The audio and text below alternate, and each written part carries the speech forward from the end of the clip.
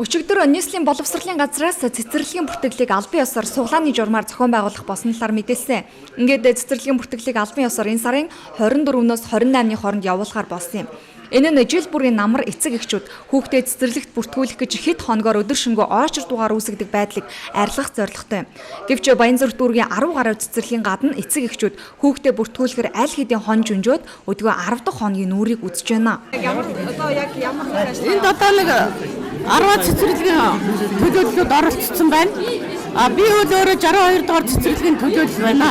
Би одоо 2 дахь жилдээ хүүхдээ авахд 11 оныхоо хүүхдээ өгч чадахгүй, нодлоо авахгүйгээд аваагүй. Энэ жил одоо суглаа ингээд хүүхдийг ямар нэг 8 худалдааны зүйлийг хийж байгаа юм шиг суглаа энэ төр суглуулна тэгин ингээд одоо 7-8 хонцоход байна.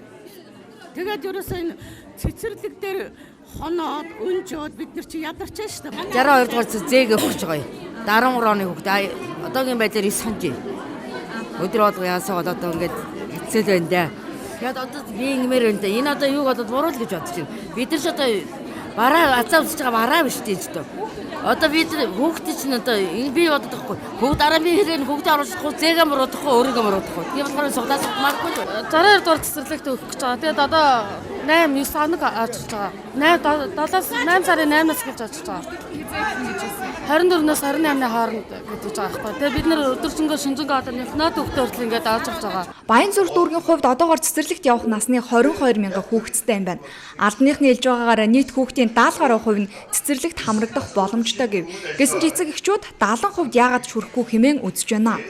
Төрийн болон төрийн бус эмчийн нийт цэцэрлэгтээ хамруулахдаа 17 мянга орчим хүүхдийг авахар урьдчилан тооцоо гарсан байгаа. Энэ нь бол нийт хамрах ёстой хүүхдүүдийн бол нэг 70 гаруй хүүхэд гэсэн урьдчилан тооцоо гарч байгаа. За тэгэхээр та нар бүгдээрээ сонсоод тэгэхээр хуучин одоо та бүхэн маань хуучин зүйлээсээ бол одоо бас салахгүйгээр тэр байдлаараа бай гэдгээрээ бол одоо бидний үйл ажиллагааг бас ярьж явах шиг байна. Тэгэхээр төрийн цэцэрлэг гэдэг бол эсэлтийг тодорхой хугацаанд 24-өөс 28 зохион байгуулна гэдэг бас зөвлөмж өгөөд тодорхой нэг хугацаанд хийн штэ. Бүхэл бүтэн жилийн туршид бол хийдэг ажил бас биш байгаа. Тэгэхэд аль хэдийн 20 хэдэн хоногийн өмнө сарын өмнө зохион байгуулалтаараа өөрсдөө сайн дураараа энэ үйл ажиллагааг зохион байгуулдаг нь бол ер нь буруу жишг байгаа. Эцэг эхчүүд хүүхдээ цэцэрлэгт өгөх гэж цэцэрлийн гадна гэрээ нүүлгэн хон жүнжиг нь холгүй байдаг. Ийм хоцрогдсон байдлыг шинжилж өөрчлөхийн тулд суглааны замаар шийдвэрлэн хэмээн албаныхан мэдээлсэн. Гэвч нэгэнт энэ шийдвэрээ эртгэн хэлээгүйгээс ийм байдал үүссэн учраас энэ жилдээ хуучин журмаараа бүртгэлээ явуулахыг эцэг эхчүүд хүслээ. Уг нь бол ингээд суглаагаар явах зарчмыг бол илүү бас үр дүнтэй гэж тайлбарлаад байгаа шүү дээ. Гэтэл яагаад заавал ингэж өөрсөндөө хүндрэлтэй энийг биш тийм ээ. Энэ намар энэ саяны өнгөрдөг намар аль скуулийн хавар энэ шийдвэр гаргах хэрэгтэйсэн байхгүй юу? Яг цагийн тулгцсан эцэг эхчүүд очрлоо дараалал үүсцэн хойно энийг гаргаж байгаа болохоор эцэг эхчүүд бухимдалтай байхаас өөр арга байхгүй. Би гэхдээ чинь ээлжихэн амралтыг 8 сард бүр зориуд авсан байхгүй юу? Хүүхдэд цэцэрлэгт оруулахын тулд. Нодон би манай хүүхд 2 настай байсан. Би очрлж гад 13 би байсан. Очрлж гад орсон чинь 2 настай хүүхэд авахгүй. Шээж бааж чадахгүй наадах чи өөрөө эцэг эхийн гардаар өсөх ёстой гэд аваагүй. Энэ жил тэгээд 2 настангуудыг бас тэгэл эсэх хил ам хийсээр яжгаад өчигдөр 8 дугаар цэцэрлэг 2 настан хүүхдийг 20 хүүхэд авахар шийдсэн.